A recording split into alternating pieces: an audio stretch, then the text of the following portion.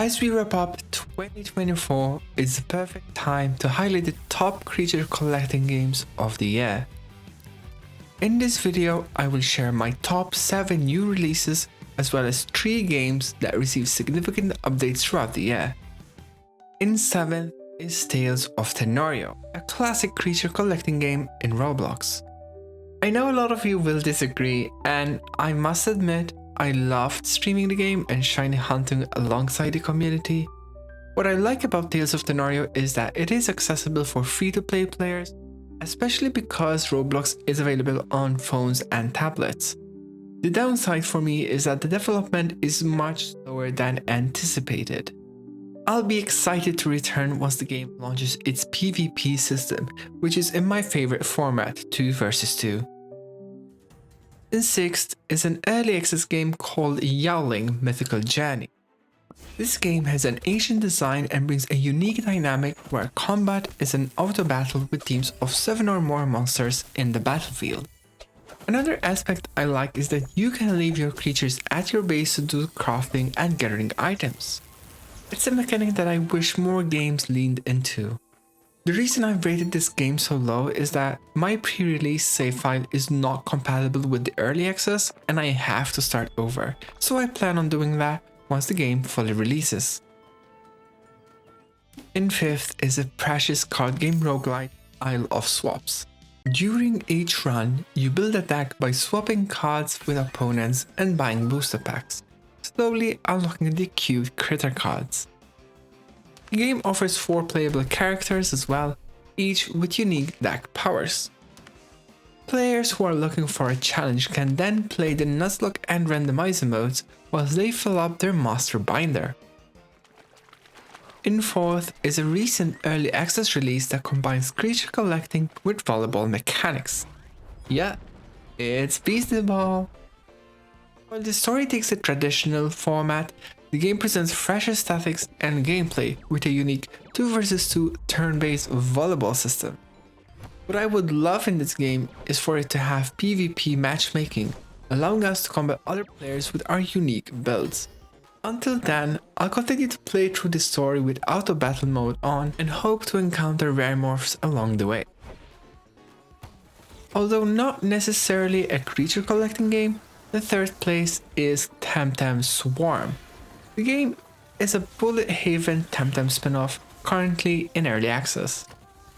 I really enjoyed the co-op mode of this game, playing as some of my favorite Temtem whilst taking on swarms of wild Tems and tough bosses with my friend. For those who enjoy roguelites, this is a really good experience and worth playing, especially as it continues to update on its way to full release. In 2nd is a controversial game to some, but definitely monumental to the year, Palworld. Throughout the years, we've seen the trailers and I was skeptical that a game at this scale could be delivered. On launch, I was obsessed with the game. I've played on friend server, found lots of luckies, and then I saw my base burn down to a lavender raid, so I've experienced it all. The survival aspect of the game really meshes well with having pals helping out in the base and giving them a bigger purpose than just combat.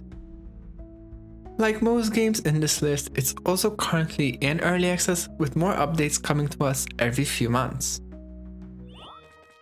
And to no surprise to any of my subscribers, Ova Magica is my favorite game of this year. The game brings creature collecting and crossbreeding into the farm sim genre. The pacing of the game is relaxing and it's one of the few that made me truly care about each and every resident. But the true standout is the blob breeding.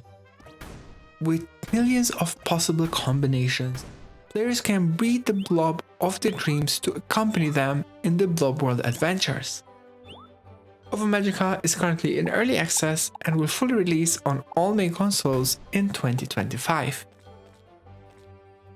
We can't conclude this video without mentioning 3 staple monster taming games which have continued to release updates throughout the year.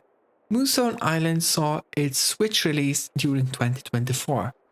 In addition, they have released several free updates including new spirits and features like the Infinite Dungeon.